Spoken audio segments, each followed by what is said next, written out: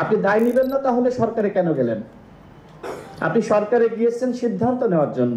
এখন সিদ্ধান্ত না নিয়ে যদি আপনি দলগুলোর উপরে দায় চাপান এবং বলেন যে দলগুলোর কারণে ঐক্য হচ্ছে না, তাহলে আপনার তো এখানে থাকার অধিকার নাই।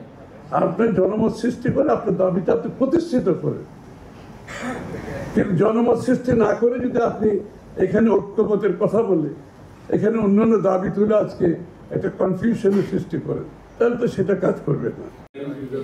যখন স্মরণ করছেন, আমার আজকে একটা যশোরের কথা ছিল, আলোচনা করলেন, আর এই ৩৫ দফা সামনে আনলে তো আমি দেখি এটার তুলনায় কিচ্ছু।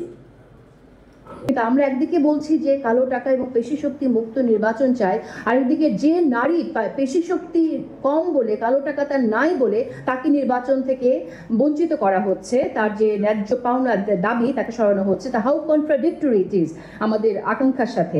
কারণ স্বৈরাচারের দোসর হিসাবে একটি রাজনৈতিক দলকে বলা হয়েছে তার নিষিদ্ধ নির্বাচনে যেতে পারবে না, তারা স্বৈরাচারের দোসর।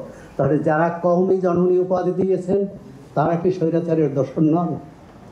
সুতরাং দোসর খুঁজতে খুঁজতে আমরা এমন পর্যায়ে না পৌঁছাই যাতে আর ভোটেরই প্রয়োজন হবে না।